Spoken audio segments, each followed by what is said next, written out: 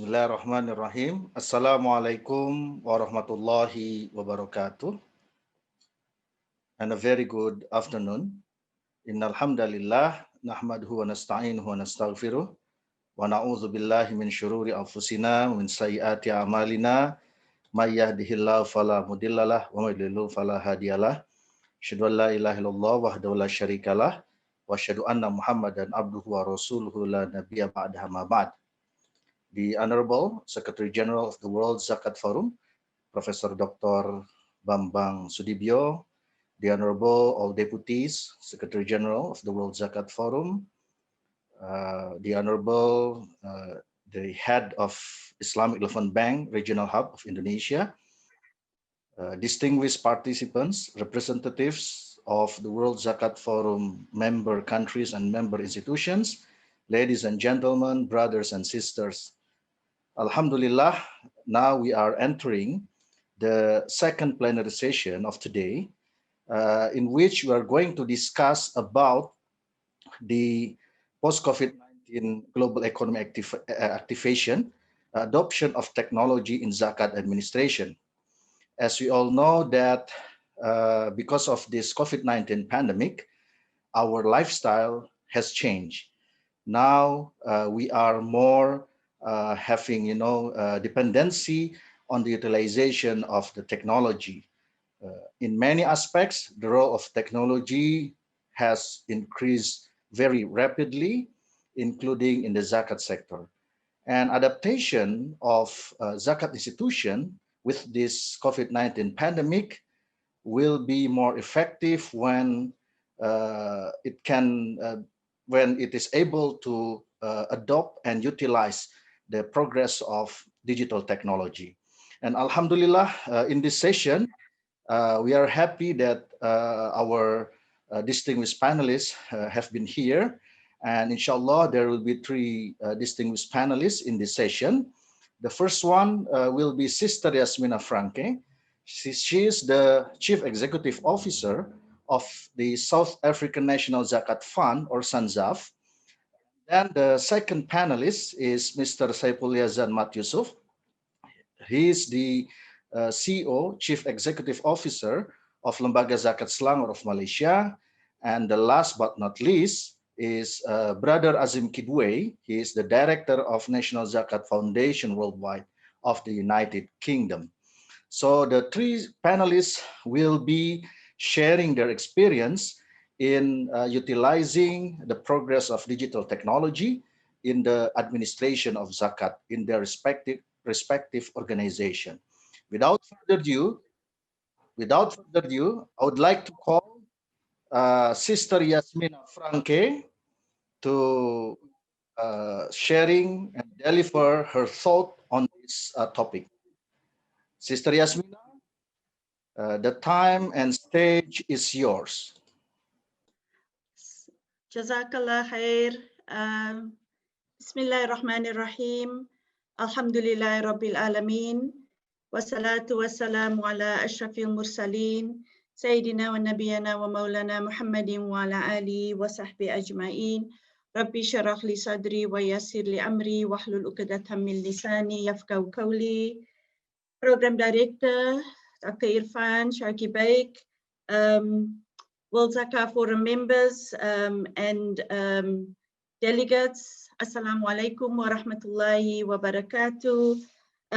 Thank you to the World Zakat Forum for inviting SANZAF to participate in this program. We appreciate the opportunity to share our views on this topic under discussion today.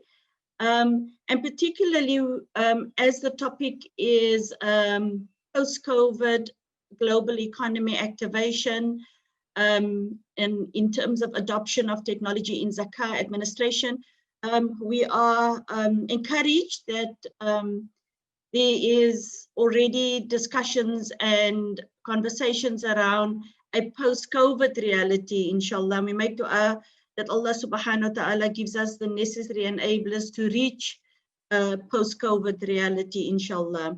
So for us, this topic is a good progression and a follow-up from our last discussion at the 8th Annual World Zakat Forum discussions, where we spoke about digital Zakat management, and we definitely touched on the employment of technology in the collection and distribution of Zakat. And many of the speakers spoke to a lot of what they have done in their various organizations to employ digital technology. In terms of what we would like to do as Zakat organizations in taking technology to help us become more efficient. So I've been asked to share my screen. One moment.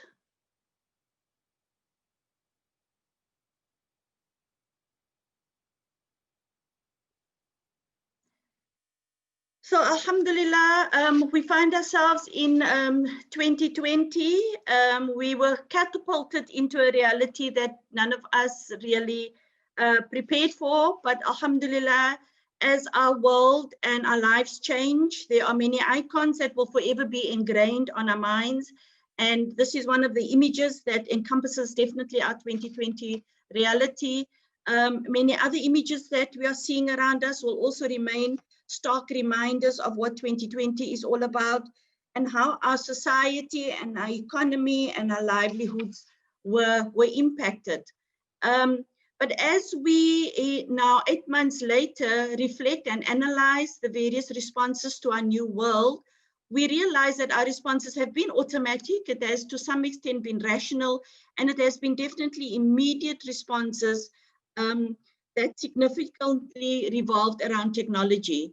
So definitely responses to COVID-19 has certainly sped up the adoption of technology by several years. And many of the changes that we see is most certainly going to stay with us for a long time. In a survey conducted by McKinsey & Company, this was conducted with a number of executives on their response time to COVID-19 related changes. And this survey shows how much more quicker decisions were made with regards to the adoption of technology. And here we can see certain numbers where there's a comparison between what the normal expectations were and what the actual reality was by number of days. And I'm just going to highlight 2 examples. Here we see the increase in remote working. Under normal circumstances, a decision around remote working would probably have taken just over a year to make. The decision to go to remote working took 10.5 days. Similarly, broader decision-making in terms of advanced technology in business, that would probably have taken over 2 years, took 25 days. And that has been our reality with COVID-19 in responding to technology and adopting that in our new reality. So technology in the COVID world, we definitely see that digital acceleration, definitely COVID-19 was the accelerator of the decade. So strategies were, according to surveys, accelerated by a global average of 6 years. So many of the technological decisions were brought forward almost by 6 years. So many enterprises, the pandemic sped up their digital transformation. And many of the plans that we had for 2025 and beyond were fast forwarded now to 2020. Also, previous inhibitors to innovation has definitely been broken down. Almost 4 in 5 enterprises increased their budgets for digital transformation with significant easing of barriers such as lack of clear strategy and even getting executive approval, and also replacing old legacy software. Those things, those inhibitors have definitely been broken down.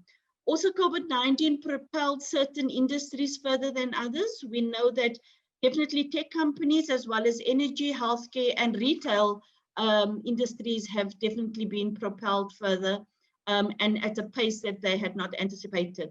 But digital technology also opened up definite future remote working opportunities. Most enterprises believe that digital technology will open up a future continued remote working. And the model that we adopt now will most likely be the model that will be carried forward. Many businesses, even though social distancing have eased and lockdown levels have eased as well, continue to adopt the work from home strategy. And looking at communication, digital communication has become the lifeblood for businesses. In fact, almost all global companies are seeking new ways of engaging consumers as a result of the COVID-19 lockdown and the dynamics of that, as well as omni-channel taking a new importance, and omni-channel being, the multi-channel approach to consumer communication, where we're joining all our touch points together. But it is not just tech companies that are responding to the COVID-19 with these kinds of developments. Other sectors like government, private sector, civil societies, and ourselves have been putting forward innovative uses of technology to definitely reduce the infection, but importantly, to create awareness of COVID-19. And here are some of the industries that were most active: healthcare, e-commerce, education, social media, and artificial intelligence and robotics. So under healthcare, we know that there were many technologies that were deployed and is currently being used to assist individuals, medical personnel, in detection of symptoms, monitoring the spread of exposure, and even in contact tracing. Also, in terms of e-commerce, many of us personally have experienced this, suddenly becoming more comfortable doing online or going online for everything from, basic ordering food and even to the complex of managing our own investments online. We've become very familiar with this kind of platform, being, connected with each other via Zoom and Teams meetings and the like. Under education, we've also seen the push to online learning, resource-based technology for learners, and the virtual classrooms have become the new normal in education. Social media has now become the platform for many social engagements, not just at work platform, but certainly at close family connections as well: Facebook, Instagram, WhatsApp, TikTok, Twitter. And not only did these brands become active with the with COVID, but it became more real. We saw that it was less about painting a beautiful picture, but it was more about communicating the reality of what's going and what's happening on the ground. With regards to artificial intelligence, we've seen big data help facilitate the COVID-19 preparedness and even tracking of people. Tools such as migration maps, machine learning models, and these all came to play and will continue to be an important factor in managing the virus.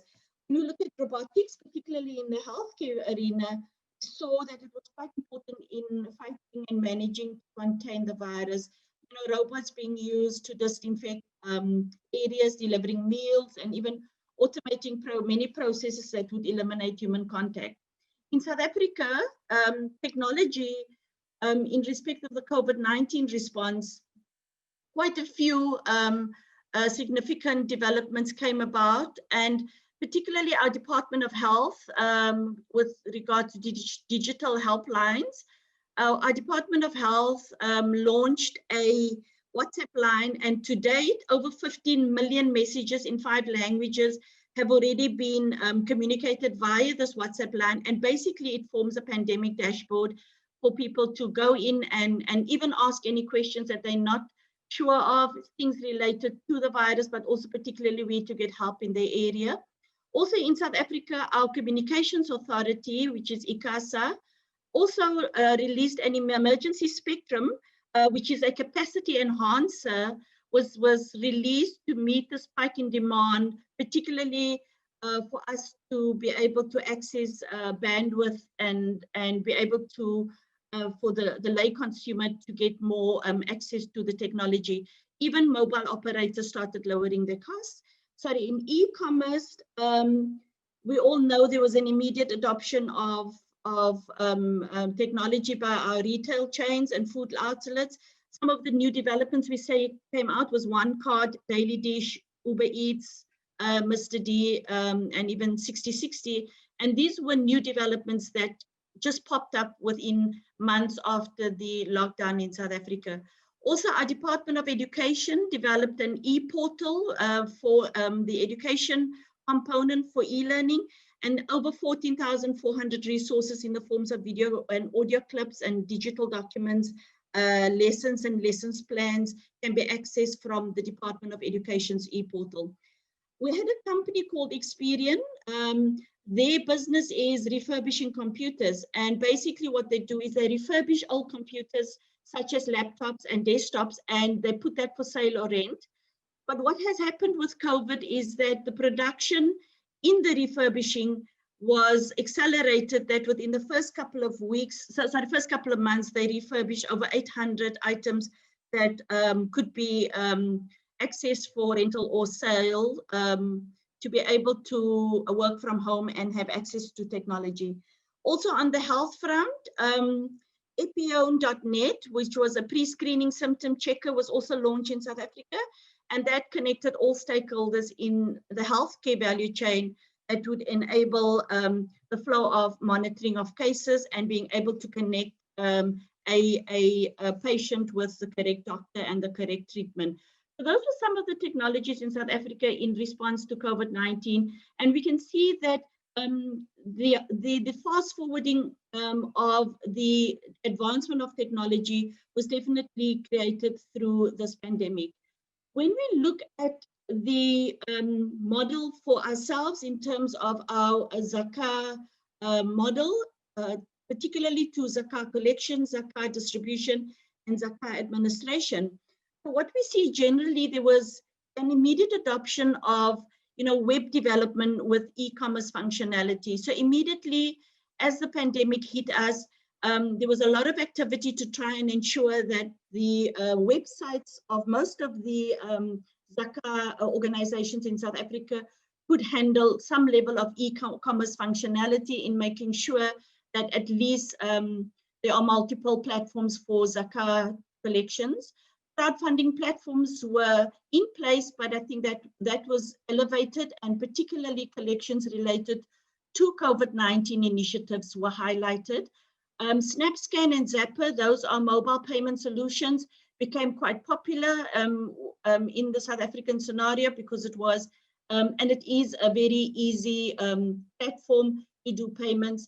Many Zakat apps were pushed out in terms of communicating to donors the correct calculation and how to make easy payments through Zakat apps. Then also our social media platforms enhanced a lot of the awareness around the pandemic, not only in terms of what was needed to help fight the pandemic, but also how Zakat could continue to be paid whilst maintaining this to the social distancing protocols brought about by the lockdown. But it's important to note that electronic fund transfer, which is our direct bank deposits, is an important component of our Zakat collection model. And this necessarily wasn't something that was put in place due to social distancing, but we did find that this was more or less, we see it as a conventional method, and it remained the most popular method as well. So when it comes to Zakat distribution, we immediately adopted the online processing, which means we were able to now receive documentation from the ASNA, from the applicant, through online processing. We could receive digital documentation. Even assessments could be done telephonically, and where possible, interviews could be done through the digital platforms.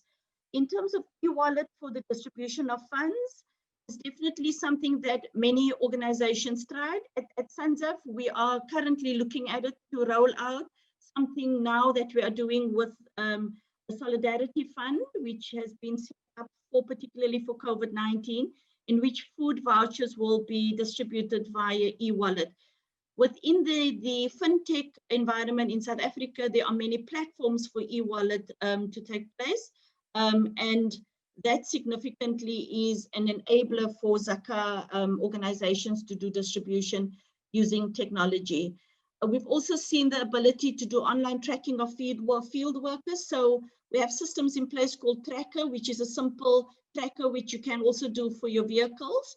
and that is able to provide you live locations of where your field workers are, particularly because a lot of the distribution needed to be taken to the beneficiaries because offices were closed, and one could not have a situation where the ASNAF was collecting from the offices because of volumes and limited numbers that was allowed in the office.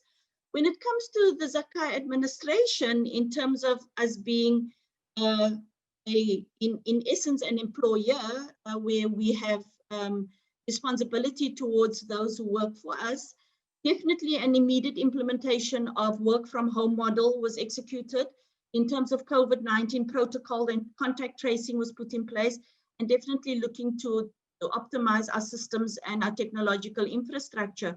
So during the time of COVID-19, immediately we were able to put in a work from home model specifically for those staff members who had a task that was very admin heavy, but also immediately COVID-19 protocols with regards to office protocols in terms of signage, communication, where offices were closed and where offices were open, what was necessary in terms of PPE, and providing our own staff with the necessary sanitizers and masks, and even the hazmat suits when they were out delivering in the field.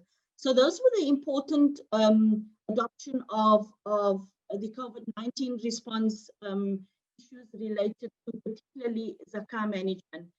But we can't talk about this without actually looking at some of the challenge that is still in place. Whilst there is significant inroads being made, and mostly so because our circumstances forced us to do that, we understand that NGOs have used digital technologies for many years, but there are still many low resource environments, and that remains a challenge because there are many pen and paper records that's still being kept. And we still have a lot of emphasis on face-to-face meetings because we know that the issue around assisting somebody is a personal matter, and there's still that need for somebody to speak to a caseworker at our SANZAC office, to one-to-one speak to that person face-to-face, and those are some of those challenges we still have to overcome.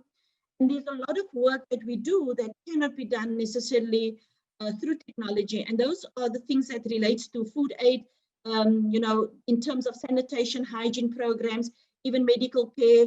Those are things that particularly is not technology driven. And some of those things are the reality that we have to face and have to find ways around that given the constraints of COVID-19. And these difficulties means that the easy access to digital technology may be expensive and sometimes may be impractical based on the need that is required. We find that donors are generally reluctant to fund infrastructure efforts when it comes to non-profit organizations and ourselves as Zakat organizations, because donors prefer their funding to go to programs and to service delivery efforts. And so it becomes one of those ongoing challenges for organizations such as ourselves to also find the funding for infrastructure efforts and technological advancements and developments. But we believe definitely that humanitarian and development agency must still adopt technology, because it definitely is going to impact the future existence of humanitarian agencies. Definitely digital is the way forward. In a survey done by Net Hope amongst the NGO members, there is definitely an urgent need for investment for NGOs to build capacity around technology within these organizations. So in some instances, there is a need just simply for power, for just devices to be able to connect for certain applications and software, and even for private virtual networks and cloud-based softwares. And so there is always the challenge of finance, particularly when it comes to NGOs that need to not just deliver to the projects, but also provide themselves with the enablers. And we know that the effective use of digital tools and technology can save lives. So there are challenges, but there's definitely a big role for technology to play. So we believe that the nature of COVID-19, with its social distancing and ongoing threat to human health and economic life, it means that the use of digital capacities is not just necessary for this impact, but it's definitely necessary to lay the groundwork for longer term recovery and development of affected populations and communities. So as I'm closing, I want to talk about a slide that I used in 2019 when we spoke about just where we can take digital technology for Zakat administration. I found an updated version of this particular slide for January 2020. And basically it talks about the penetration of technology and digital technology around the world, specifically with the internet and social media use. Whilst a lot of these statistics are quite impressive, if you look at the slide, it shows in terms of mobile users, internet users, social media,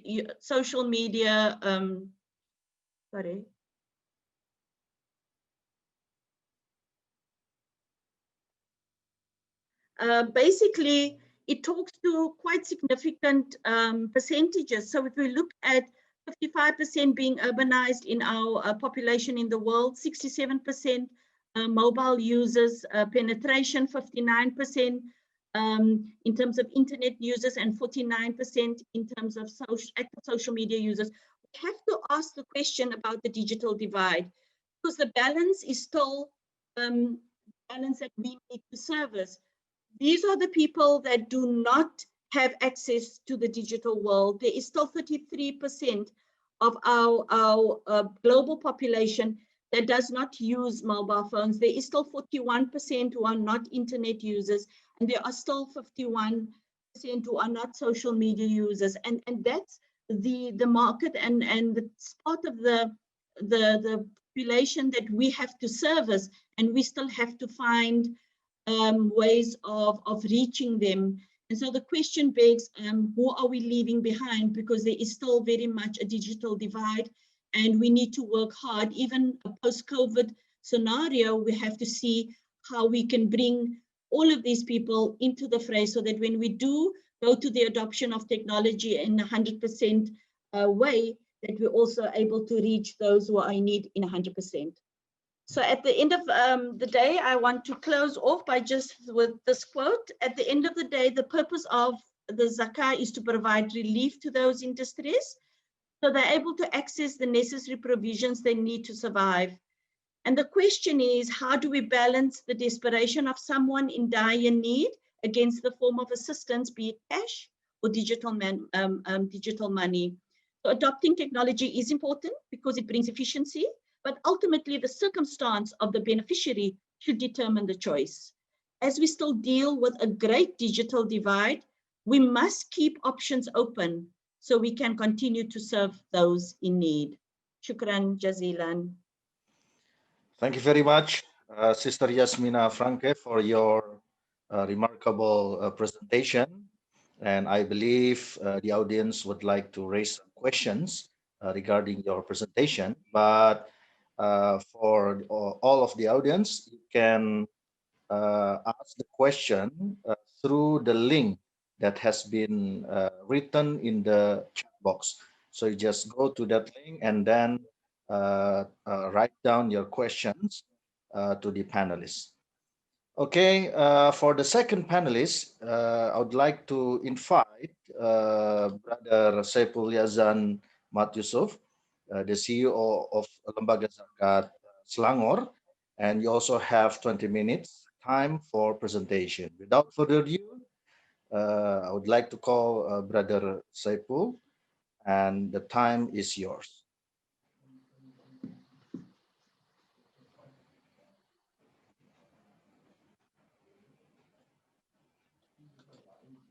Are you there? Bismillahirrahmanirrahim. Alhamdulillahirabbil alamin. Wassalatu wassalamu ala asyrafil anbiya'i wal mursalin wa ala alihi wa sahbihi ajma'in. Assalamualaikum warahmatullahi wabarakatuh. Thank you, Dr. Irfan Shauki Beg, Executive Secretary General of World Zakat Forum. Thank you, the organizer of World Zakat Forum and its Secretariat of Basnas on inviting Lembaga Zakat Selangor to share our journey in digitalization of Zakat administration post-COVID-19. My brother, Azim Kidwal, Director of National Zakat Foundation Worldwide. Sister Yasmin, CEO of South African National Zakat Fund. All participants and audience of World Zakat Forum. Before we go further, what is the impact of COVID-19 to digital transformation? Yeah. Currently, companies started to invest heavily in digital transformation. Corporate culture, workplace operation has been significantly changed. I like the content of presentation by Sister Yasmin just now. One of the questions asked was, who lead digital transformation? CIO, CFO, CTO, or CEO? In actual fact, COVID-19 led us to digital transformation, new digital transformation. So to all of us, we feel more pressure and to make digital transformation as our top priority in the company or agencies. We are forced to isolate now at home for unknown duration, maybe until, or we continue until COVID-19 vaccine in place. Our experience in Zakat Selangor during COVID-19, our staff readiness and psychological impact of our staff, one of the issue. Our infrastructure readiness also, our work from home against effectiveness and ergonomic situation, one of the issue. Our client readiness, our muzaki, our mustahik, cyber threat and security. We found that even in many seminars, people talking about higher attempt by hackers to the system. So many issues happen during COVID-19 all over the world. In my presentation, I will run through some facts of digitalization in Malaysia, followed by some background of Lembaga Zakat Selangor digitalization process. We'll also share the current scenario of Asnaf in Selangor, which the Zakat management is under purview of Lembaga Zakat Selangor. And subsequently, I will outline the challenges that we face during pandemic in terms of our operation, ongoing digitalization effort that we are embarking on, as well as what are we currently exploring in the future. Okay, next slide, please.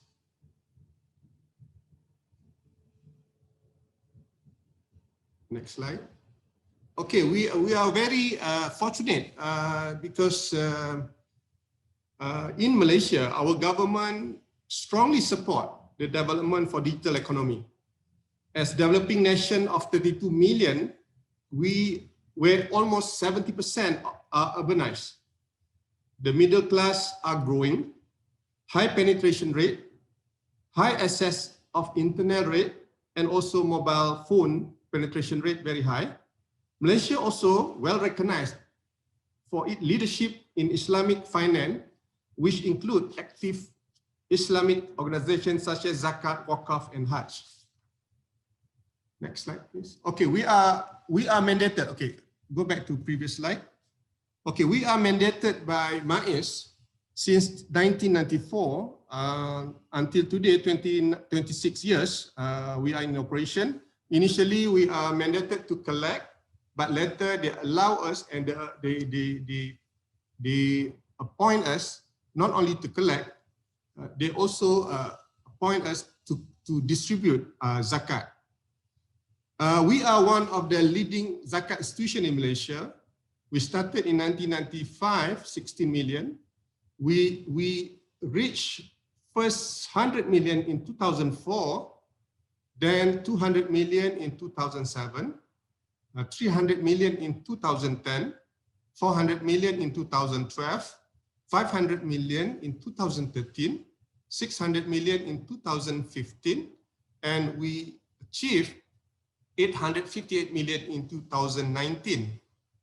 Our progress now, as of September, we are collecting about 562 million, and we distribute 564 million ringgit.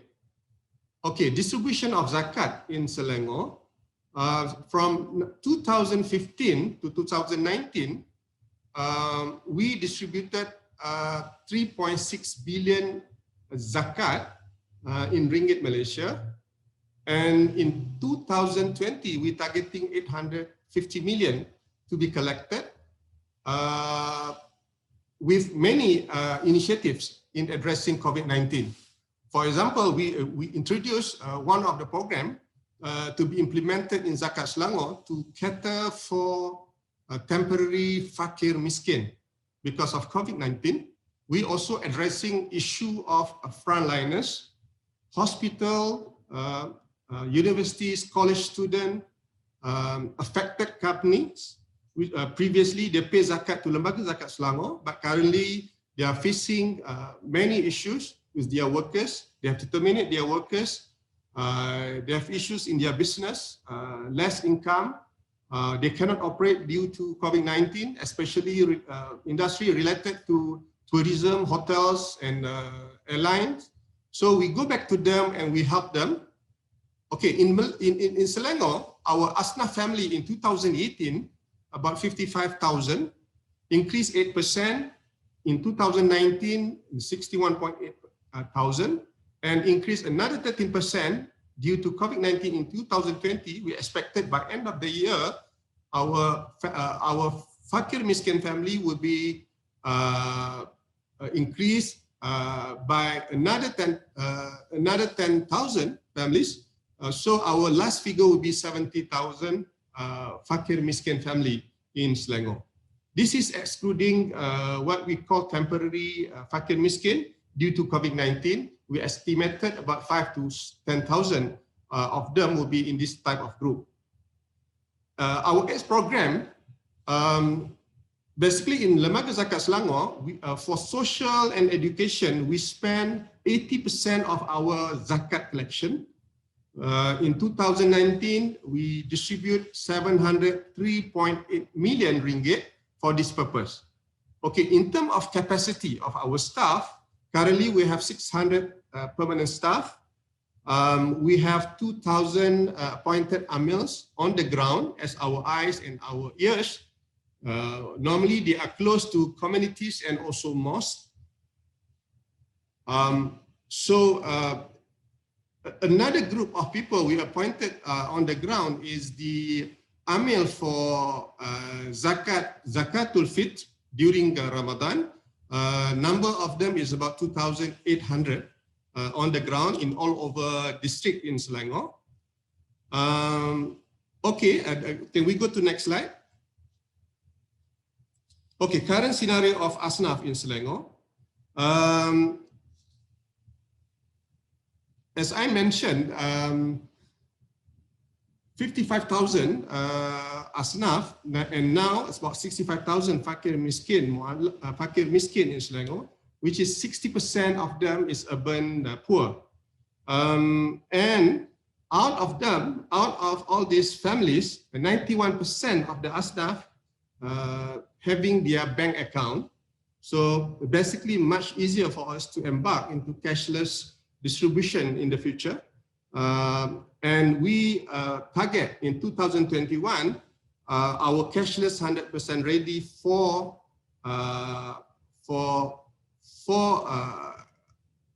collection, and 2022 cashless ready for distribution. Currently, for those without bank account, we issue voucher encashment, our collaboration with the bank. And for the less fortunate Asnaf, normally they are bedridden, our AMIL will serve them directly until doorstep by sending them food, daily necessity, or medicine. Our 2,000 appointed AMIL, as I mentioned earlier, or agent across the state, being our eyes and ears on the ground, and normally they will detect for us, or they will register for us a list of asnaf, new asnaf, or taking care of the existing asnaf in Selangor. We also exploring other methods of distribution in the future. For example, e-wallet and blockchain. Next slide, please. Okay, during challenges during pandemic, as mentioned by Antonio Guterres, UN Secretary General, COVID-19 is the worst global crisis since World War II. Our national GDP growth badly affected, as estimated by World Bank. Our GDP for 2020 will be minus 3.1%. By IMF is 3.8% minus, and our own central bank minus 2.0. Although absolute poverty rate in Selangor decreased, but our main issue is our relative poverty rate increase in Selangor, because our median income in Selangor is higher than a national median income. In Selangor, our median income is Ringgit Malaysia 8,200 compared to national median income of 5,873. That was why our number of asnaf in Selangor keep increasing due to pandemic of COVID-19. Unemployment rate in Selangor in May alone 2020, number of unemployment rate is 5.2%, increase of 58.9% compared to 2019. About 799 people losing their job daily in 2020. Okay, on consumer price index, CPI, food and non-alcohol drink in Selangor 2.1% higher than national level. On social challenges, aging population in Selangor in Selangor is about 7% more population. 7% more population aged 65 years old, 65 years. So this issue will give more impact into medical and other social aids. Okay, when GDP decrease, poverty automatically increase, unemployment rate increase, CPI increase, aging population increase. The impact to Zakat will be collection expected to be impacted in year 2020 and year 2021. Asnaf and distribution, number of asnaf and distribution of Zakat expected to be increased in 2020 and also 2021. Okay, when government imposed a movement control order in Malaysia, and particularly in Selangor, our obstacle, one of them is our branch is closed, our office is closed. We have less physical contact or communication with our asnaf and muzaki. Our staff with issue of medical, we have to ask them to work from home. We have to implement our alternate work site, our split team in place, and all and other restriction which impacted our operation. So in terms of our the staff health, safety, and risk, we spend more for cost of medical for the staff. For example, we have to do swab tests for those close contact, because most of our staff on the ground handling our asnaf on the ground. Our office, we conduct sanitization in our office, in our branches. We implement split team, work from home. We also prepare PPE for the staff and also our frontliners. Next. Zakat is divided into 5 programs in Selangor. Social, education, economy, insan, and also religious institution. Overall distribution of consumptive in Selangor is about 61%, productive 20%, and management 90%. And in terms of maqasid syariah, we for daruriyah, our distribution is about 88%. For hajiyah and tasniyah, 12%. For fakir, miskin, mu'allaf, and amil, the amount of zakat money allocated for this purpose is 79%. For riqab, gharim, fisabilillah, and ibn sabil is about 21%. Next slide. Okay, what is our ongoing digitalization and digitalization effort in the Zakat Selangor? We implemented online portal. We have a few initiatives there. Zakat Selangor portal, ESPG, e-education aids. And also this year we introduced new online portal. We call it BKC 19. The purpose of this portal is to handle people affecting by COVID-19. When we implement this portal in March 2020, we received many application from those affected by COVID-19, and we assist and we distribute zakat money to 27,000 recipients.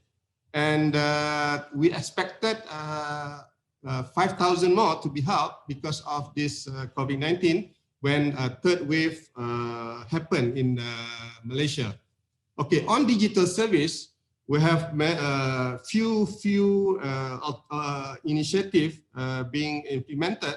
Web chat, chatbot, e-zakat, IZO, zakat calculator, and also we introduced new system, what we call it Asas. The purpose of this Asas is to allow our asnaf to update their information by themselves. The system is complete online, digital and paperless. The system available on desktop and mobile. Integration with core processing system. At this moment, we already implemented and we blasted about 20,000 SMSs to 20,000 families.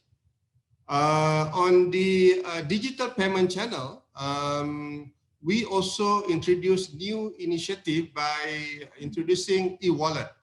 In Ramadan, we started our e-wallet and we receive a lot of payment through the new e-wallet. Currently, we work with 4 companies in Malaysia, and we can see about three-digit growth in this segment, in this channel. This system also available on the desktop and mobile version. The system will be integrated with our back end of zakat collection. For digital innovations and solution, we have a park portal there. This is for our AML on site.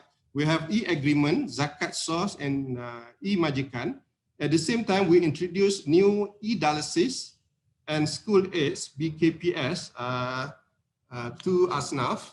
For the e-dialysis, this is to simplify Asnaf treatment, process without administrative hassles. Number 2, easier for dialysis center to administer treatment and transparent, with transparent real-time service recognition for claim and payment. And also this the system paperless, completely paperless, real-time with offline capabilities and better budget management. For digital coordination among AMLs for our internal processes, we introduced e-procurement, The system is for all our online procurement services. Quotation and orders are processed online with virtually no physical interaction between LZS and our LZS procurement team and also participating vendors. 2 minutes more. Sorry, sir. You have 2 minutes more. Yeah. Okay. This allows us for faster turnaround time and also remove our processing bottleneck. Next slide, please. Okay, what are we currently exploring into? The whole world forced to adapt and expedite the digital transformation. So in Zakat Selangor, as I mentioned earlier, we are prepared. We are preparing to achieve our cashless ready for collection in 2021, and also our readiness for cashless for distribution in 2022. We also currently implement many initiatives for digitalization, and we also explore more. We are talking about creating or having a overall framework of our digitalization strategy, and also we are work together with government agencies, government bodies for data democratization with proper governance framework. Currently, we started with few of the government agency. The purpose of this coordination is to make sure we are addressing, we are sharing responsibility with the agency by having and sharing the information and the data for efficient and more prudent spending of zakat money in addressing asnaf in Selangor. That's all from me. Thank you very much. Assalamualaikum warahmatullahi wabarakatuh.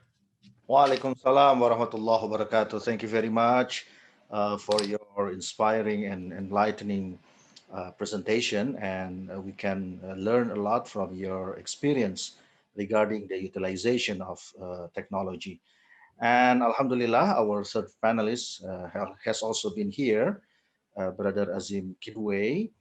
He will also deliver his experience regarding the utilization of technology in the zakat management, especially in the United Kingdom and European continent. Without further ado, I would like to call Brother Azim Kidway.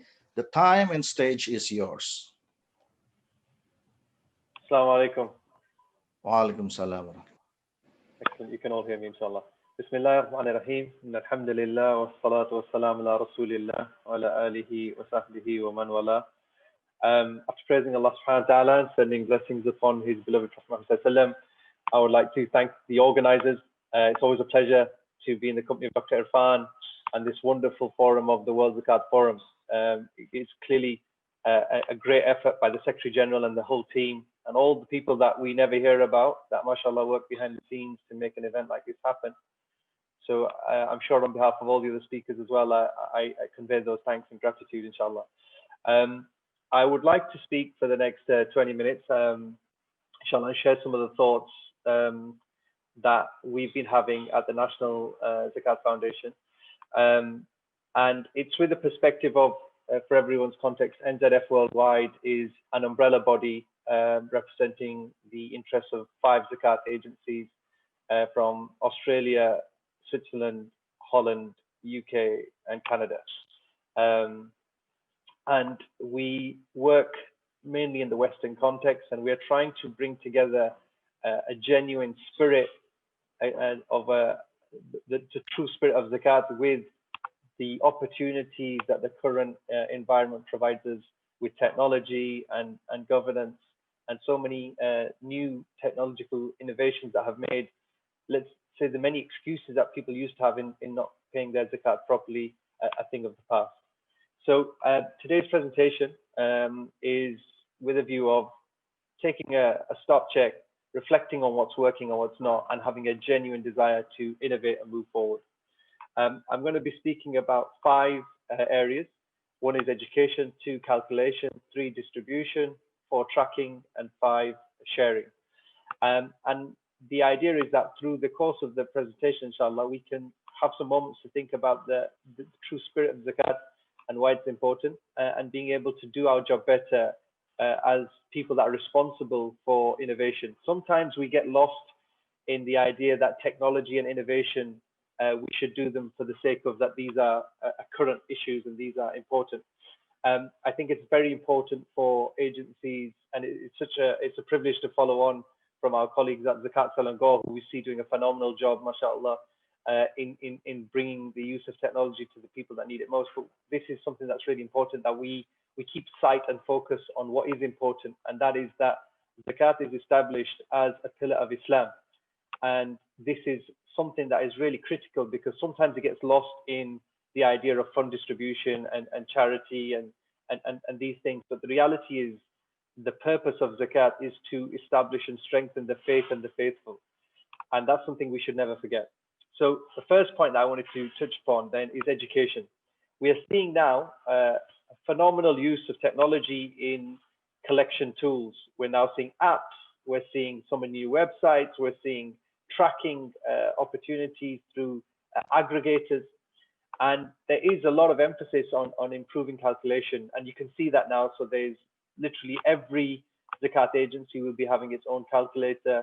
You'll be seeing different orientations for that based on global context. But one thing we are not seeing so far, and this is something that I'm encouraging within our own network as well as all our other zakat partners, is to reflect on two key things. And that is to communicate why and to communicate what. Because at the moment, the use of technology has been focused on how. So how to calculate your zakat. Where we're really pushing boundaries is on the physical calculation. But actually what we should be pushing boundaries on as well, and not to say that's not important in the how, is actually looking at allowing people to understand why they should pay zakat and what they should be paying. So let me cut to that. One of the key things that we're seeing across the world now is the secularization of society. We are seeing more and more Muslims, they are, without saying it, they are increasingly agnostic in that they believe in Allah, they believe in Islam, but it's a very distant relationship. Now, the problem with that is when it comes to your zakat, especially in these difficult times of COVID-19, where the whole world is being crippled. And as we just saw in the previous presentation, unemployment is running at unprecedented levels. We see government spending is at its highest and it's still not sufficient. There is a reality check that will be going with so many people at an ordinary level in their household, where they'll be looking at their bills, they'll be looking at their outgoings, and there may be some deprioritization of the wealth that is owed to Allah subhanahu wa ta'ala. And that's because increasingly a lot of our communication is about how to just speed up the zakat payment process. We are increasingly just speaking to people about how quick it is to pay, how easy it is to pay. But actually we should be taking a step back and say, well, yeah, even if it was actually quite hard, it doesn't take away from the responsibility that exists. So one of my interests at the moment is to say, let's invest in the education of why we should pay zakat and really try to assist our payers to build a better relationship with Allah subhanahu wa ta'ala. That they should know who He is, because this is something that I think we just take for granted. And I genuinely believe it's not something we can take for granted anymore, because when times are tough, people look to prioritize their family and they see the dunyawi needs that they have. They have their car lease, they may have a payment plan on their home, you know, they have less money in the house, and they start worrying about, you know, okay, do I really need to pay that? And one of the reasons is there's much less effort now than there used to be on what I would say the dawah perspective of helping our payers know who their Lord is and understand their responsibility, and that actually that having paid your zakat is something for your own benefit, because this is you fulfilling your agreement, you fulfilling a tenet of the Islamic faith. So in a time where, you know, this is increasingly less spoke about, let's speak a little bit more about Allah subhanahu wa ta'ala. Let's develop more and more content. Let's look at more videos. Let's look at more social media activity, with a view that as people believe better, as people believe more, inshallah, they will be more resilient to the challenges of this world, because they will understand that the money that they are paying is actually for themselves. And that brings me on to my second point, which is for them to better understand what is zakat. And this is something that I think zakat agencies, ours as well included, that we often struggle with, that we have made it just a very simple financial transaction. So if you come to the average website, it will tell you about, just check how much you owe, your pension, your income, maybe livestock, rental homes, or whatever it needs to be. And then there will be something about what that zakat does. So this zakat, if you pay your zakat with us, we're going to feed this many people. You pay your zakat with us, we're going to help so many people do X and Y. But actually, the greatest beneficiary of zakat is the person that is paying. And this is something we often forget, that we often spend a lot of time communicating the benefit from a perspective of the other person they receive, the claimant, as they receive their zakat. And what we actually forget to communicate, or we under communicate, is that the first beneficiary when paying zakat is the person that paid.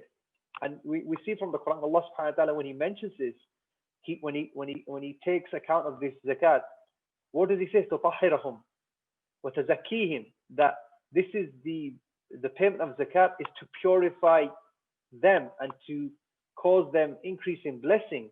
So actually the first beneficiary when you pay your zakat, even though, let's say, increasingly we are told it's the poor person in the street, it's the homeless people, it's the people that need our help from a financial perspective, actually the first beneficiary is ourselves. And I think what we need to spend more time in our technological developments and our communications and our social media is to invest a little bit more on actually allowing people to understand why they pay and the benefit that they receive from doing that. Because these are the two things that we find that Allah subhanahu wa ta'ala has a lot more attention on. Because if we look at it, ultimately, we only have one core verse in the Quran that allows us to understand the categories, the legitimate beneficiaries. But we have constant calling in the Quran to give with the view that we are the beneficiaries ourselves. Before we think the poor person is the one that is benefiting, we should really consider that we are the one that is actually benefiting. Moving on then to calculation. We are seeing that now, alhamdulillah, there is a lot more effort being given into calculating zakat. So we're seeing almost all websites will have a calculator, and it will ask some very, I would say, increasingly basic questions, like, what people have in terms of their cash, their pensions, maybe gold, etc. But actually what we need to support our payers is really understanding their financial status holistically, because we have seen some progress in this, but there's still a long way to go, and especially around digital assets, IP, and luxury goods, and even music. And why am I mentioning these things? Because increasingly Muslims, they own these assets just like other people, and we've got to really look at that. What is the position on these assets? And are they zakatable? And this is something where we need to bring together scholars as well as activists as well as policymakers to say, well, what was the maqasid around the specific zakatable assets that we know to be zakatable from classical scholars, things like gold and secondary homes, cash in the bank, etc. But what about new digital assets? Where do they sit? Luxury goods. So if you go on to just my next slide, it's a really good case study. We remember, I think it was last year, 2019, a very famous painting was sold for $450 million. A single painting sold for $450 million and allegedly bought by a Muslim in the GCC. Now, is this something that is zakatable? Is this a discussion that needs to be had, that where is fine art now sitting in these things? If you look at other examples, without dwelling too much on this issue, but you'll see that increasingly now the luxury goods industry is creating assets out of things that were never assets before. So for example, you would never have seen, for example, a handbag to have an investment value. But today you can spend $1 million on a handbag. If you would have said this to scholars 100 years ago, or even 50 years ago, they might have said that you were insane, or there was something wrong with you, that you've been bitten by a dog. I don't know, like it would have been, it'd be illogical. but it's a legitimate industry today, the luxury goods industry. There will be people that will pay $1 million for a handbag, $10 million for a watch. So if we have to look at if the spirit of zakat was to ensure the distribution of wealth and to ensure liquidity and to ensure social finance flourished in its economy, then I think these are things that we really need to explore, and our innovation and calculation needs to be sophisticated enough for people with digital assets, people with luxury goods, people with these new types of holding wealth can legitimately and sincerely engage and find answers.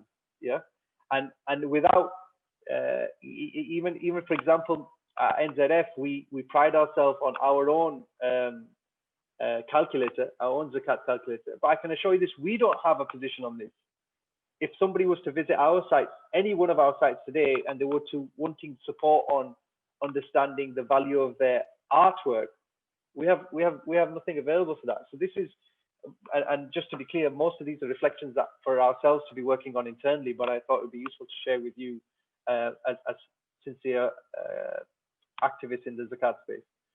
So this is something we need to look at. We need to improve our quality of calculation, its holistic nature, and really embrace the digital reality of the way assets and investments are now held. The next thing then is distribution.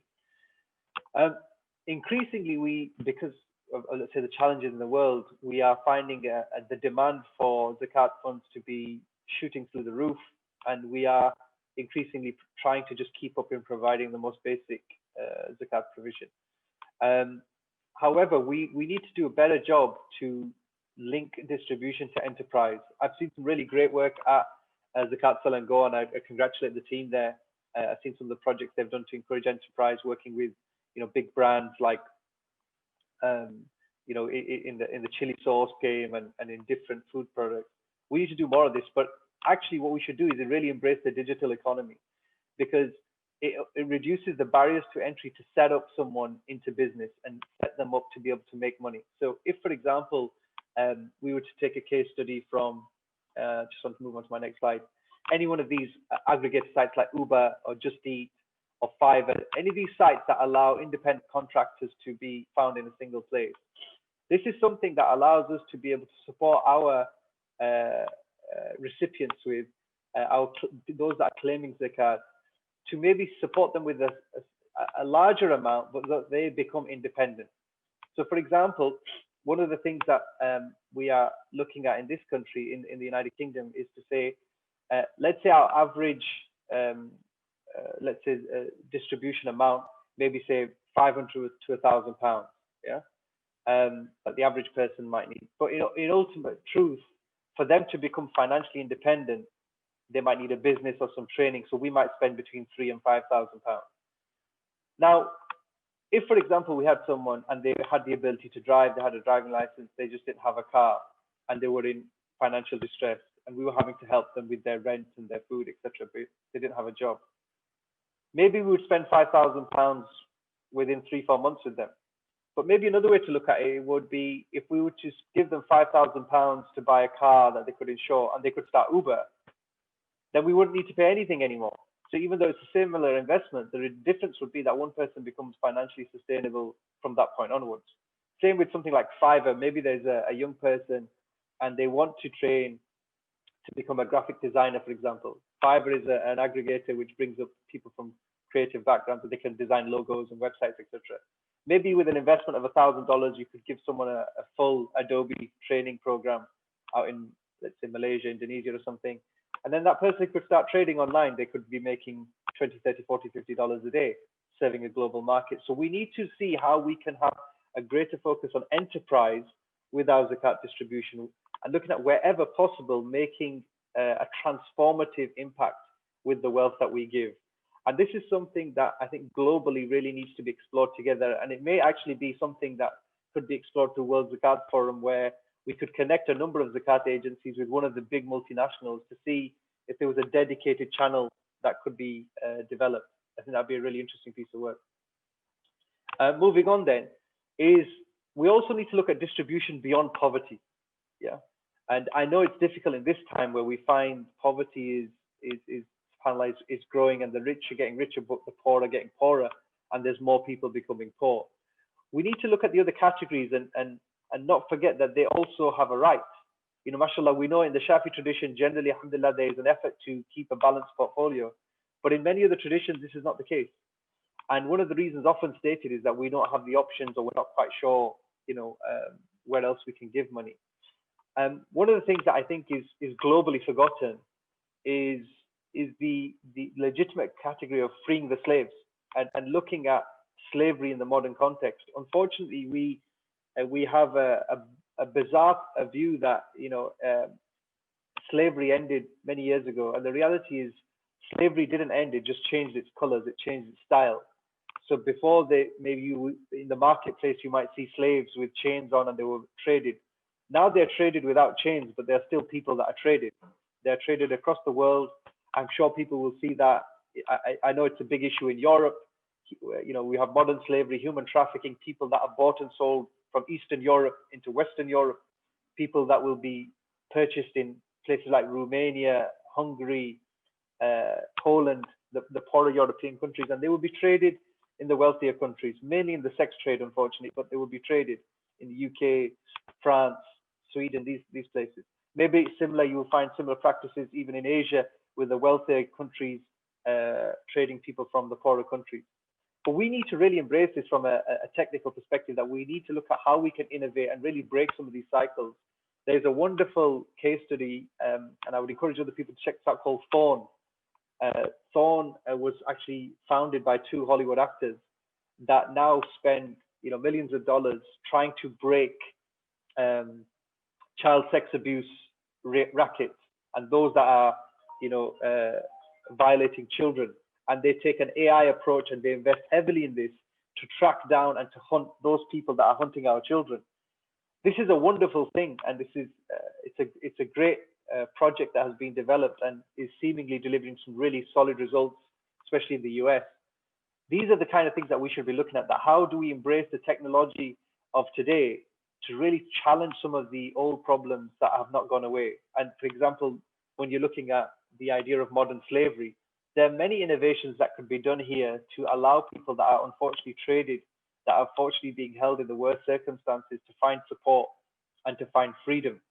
I personally, and I'm not seeking to be controversial in any way, but I think this would be a great project between, you know, Asian and African countries and the GCC, where we find, unfortunately, there's practices sometimes where people that are brought in as staff and home help are unfortunately given the worst treatment, and you know, obviously it's not necessarily the norm, but when these things come to light, it doesn't look good for Islam. It doesn't look good for the Islamic tradition, and it's just not something that is befitting human beings to trade each other like this anymore. So this is something where we find that technology could add exponential value, where, you know, Zakat agencies around the world could cooperate together and really take on some of these challenges and work with mainstream agencies as well to say, look, how do we play a role in freeing slaves? Because this is something that Allah subhanahu wa ta'ala wants us to do. The reality is, He, in His infinite wisdom, identified the slaves and their emancipation to be a responsibility of Zakat funds. So how can it be that we just ignore it? How can it be that we just say this is something that has ceased? Because if it had ceased, it would just not be befitting Allah's wisdom, and it wouldn't be befitting an order in the Quran. So this is clearly not the case. Rather, it's that we've ceased in our pursuit of fulfilling the responsibility, and that's something that we really need to pick up. My penultimate point is looking at tracking. So in a time where we need to improve the proximity of the payer to the claimant, we really need to look at technology and look at how it allows us to do this today. You know, especially in Western countries, and I'm assuming it's similar in Asia now, that, you know, if you order something online, you can see the moment the order was placed, the moment it entered the warehouse, the moment it entered the delivery truck, the moment it's on the road to your house, and then when it's the door knocks and the courier gives you your parcel, you get a confirmation it's delivered. Like, we are seeing this now for the most basic consumer products. You know, you can buy a pair of socks and you can see the whole journey. Now, what about when it comes to looking at Zakat, and something that should, as Muslims, make us feel stronger and more confident of our faith, but also from a perspective of allowing the world to see, the non-Muslim world to see, the true impact Zakat can have, the true basis of real social finance that Islam has constituted with zakat. And this is something we're really proud to be doing now in the UK with NZF, that if you pay your zakat with us, you'll be able to see the journey of your zakat, and the day it's delivered and the day somebody who has claimed zakat actually has the money received in their account, you'll be sent an alert and you'll be confirmed that today, mashallah, your zakat was given to a family that was in need, and etc. And this is something we've had a really, really strong response to. 2 minutes more, Brother Azim. You have Excellent. And yes. yeah, I'm just coming to my last slide. So, Jazakallah khair, Dr. Irfan. And then my last slide was that we need to really start sharing the story. We really need to start sharing the impact zakat can have. And it's really important for all of us, because what the world is currently facing now, it's unprecedented. It doesn't matter where you are in the world, you are seeing a time that was not seen by yourself or most likely your parents ever before. Yeah. And that means that we need to show the impact zakat can have, to show the world really what is the value of our wealth and the way that we can make it work. Because we are living in a time where the world is looking for answers, the world is looking for support. And this is why it's no surprise you see a lot of multinationals, you see a lot of the non-faith-based NGOs from the UN, etc. They are eager to tap the zakat potential of the world because they are in need. They need to support the people that are dependent on them, and they recognize, somewhat bizarrely sometimes, they recognize more than ourselves the role zakat can play in building civil society, in adding value, and enabling everyone to benefit from this, regardless of whatever their faith tradition. Because we have to remember that zakat is there to strengthen the faith and the faithful. And we need to ensure that what we do is understood by people, is shared with everyone, and inshallah it becomes an example for people to really see the value of Islam and maybe the means of their guidance, as well as for those that are in need at that particular time. This is the manifestation of God's mercy for them when they're going through their biggest challenges in their life. That's all from me. Jazakallah khair, Dr. Irfan, for the opportunity, and the organizers. Yeah, thank you very much, Brother Azim Kidway.